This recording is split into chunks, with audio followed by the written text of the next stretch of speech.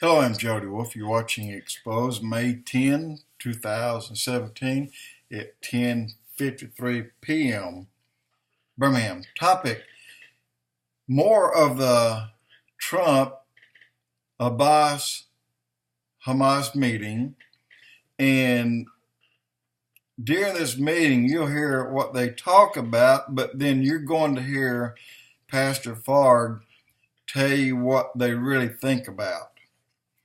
And there's two different things, two completely different meanings, and to hear who the Palestinians really are.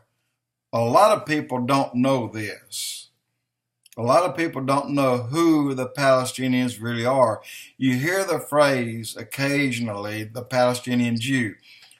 There's no such thing, guys. And when you hear who they really are, then you'll understand where they really came from.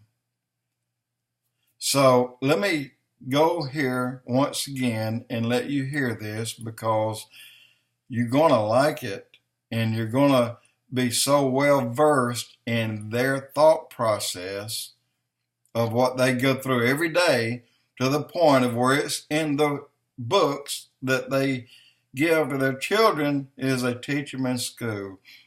And it starts before the age of 5, but he's speaking of at age 5 here. You got to hear this.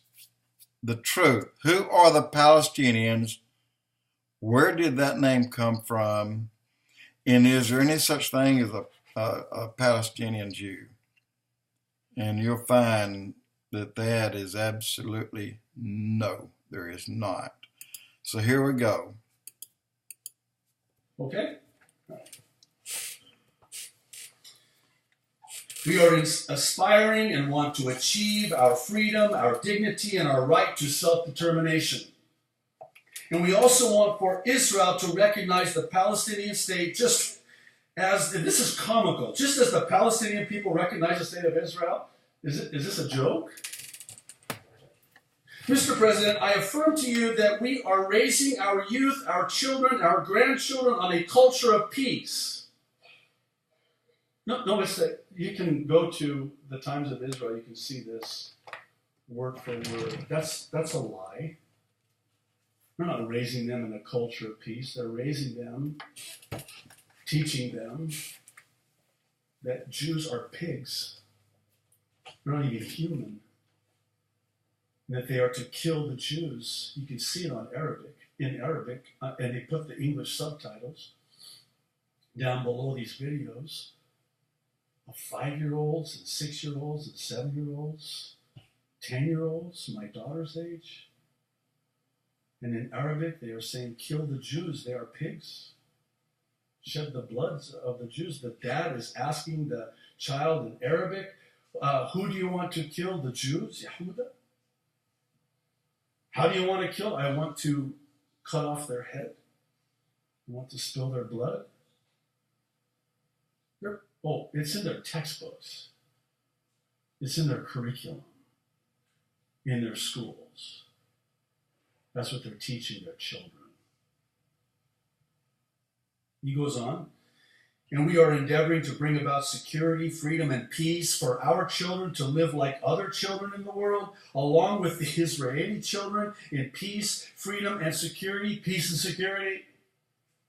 Mr. President, I bring with me today the hopes and aspirations of the Palestinian people from the Holy Land, from that land where the 3 monotheist religions thrive, and the Jewish faith, the Christian faith, and the Muslim faith, where they all, interesting word, coexist together to foster it in an environment of security, peace and security, and stability, and love for all.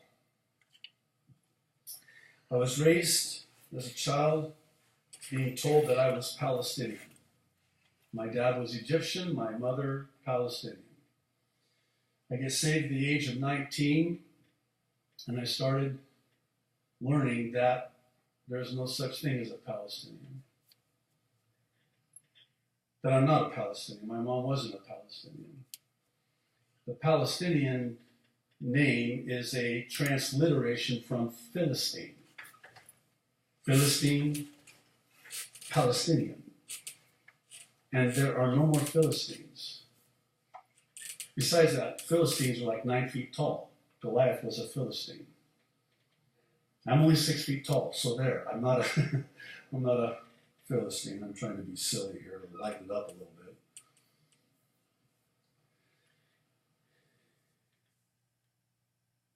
After Abbas said this, stunning really, Trump made the following closing statement in response, saying, "Over the course of my lifetime, I've always heard that perhaps the toughest deal to make is the deal between the Israelis and the Palestinians.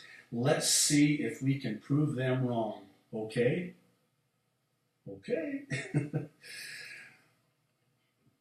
That was on Wednesday.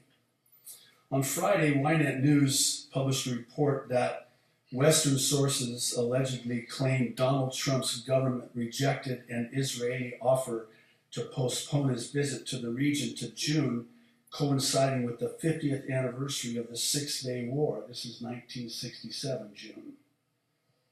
This was reported in the Arab newspaper Al Hayat on Saturday.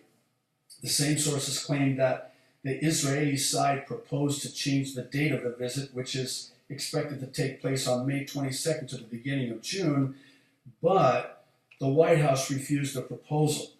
They argued, among other things, listen, that the timing could harm the American position because it places the United States in a very biased position alongside Israel. What's wrong with that? Aren't we alongside of Israel? Well, apparently not.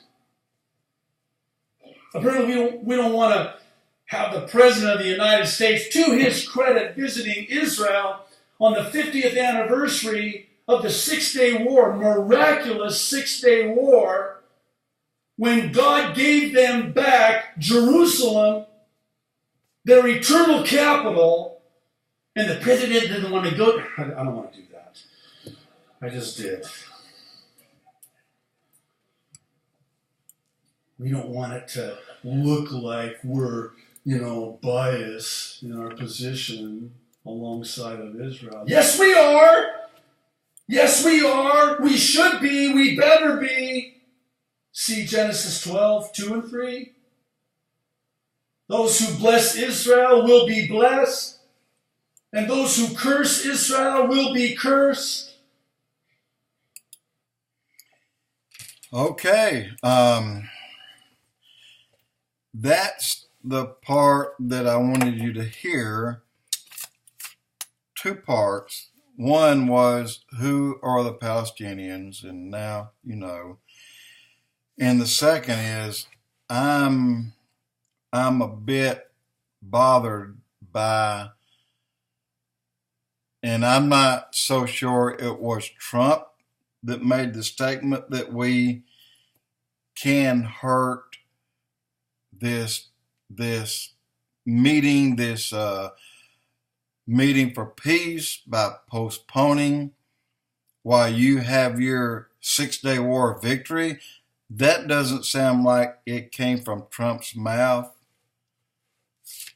So before I say it did, I think that needs to be looked into a little bit more. It bothers me that it did come out that way, and it bothers me even more if Trump did, in fact, say that. That's not his platform. That doesn't sound like Donald Trump to me. But you heard as well as I heard what was said. So, again, I don't know about that because I've not heard anyone else talk about the reasoning for that and if it came from him. So this is what I need to find out myself. It was a surprise to me when I first heard it, and I'm sure it was to you as you maybe just first heard it for the same time yourself. And again, I don't like that. That's not good. But make no beans about it. Two things that we know for sure. One is September 23 is going to happen. What's going to happen that day? The birth of the King Star? I don't know. And Israel is about to enter its 70th year, not the 69th or the 70th week of Daniel, because they will have been a nation from 1948 May until May in 2017. So 2018 is their, 50 years or 70 years? I didn't even think about that. But the point is, we have a year according to the 70-year generation. So yeah, that'd have to be 70 years. And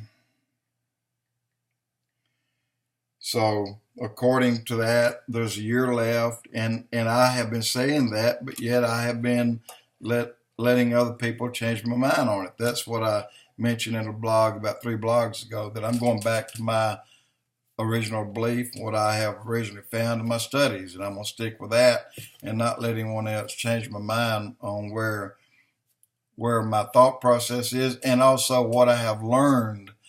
That was a very close date to me, as I said, that I was actually born on May 5, 1949, and when I heard, probably through the book Late Great Planet Earth, that Israel became a nation in May 5, 1948. It's just a date that I never forgot.